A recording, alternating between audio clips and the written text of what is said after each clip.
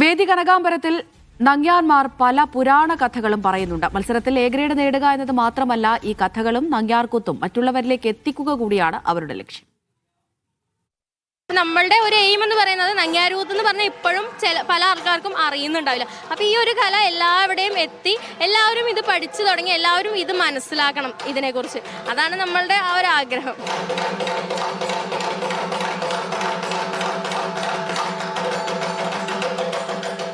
ഹിരണ്യകശിപുവിന്റെ പുത്രനായ പ്രഹ്ലാദൻ ശ്രീനാരായണനെ ഭജിക്കുന്നു.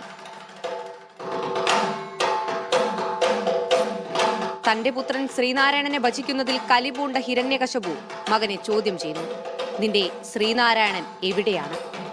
എന്റെ ശ്രീനാരായണൻ തൂണിലും തുരുമ്പിലുമുണ്ടെന്ന് പ്രഹ്ലാദന്റെ മറുപടി. പ്രഹ്ലാദനെ രക്ഷിക്കാൻ നരസിംഹരൂപം ആവാഹിച്ച് തൂണു പിളർന്ന് ശ്രീനാരായണൻ അവതരിച്ചു. അങ്ങനെ അന്യം നിന്നു പോകുന്നെന്ന് നമ്മൾ കരുതുന്ന പല കലാരൂപങ്ങളെയും ചേർത്ത് നിർത്തി അരങ്ങിലെത്തിച്ച് തലമുറകളിലേക്ക് പകരുകയാണ് പല മത്സരാർത്ഥികളുടെയും ലക്ഷ്യം.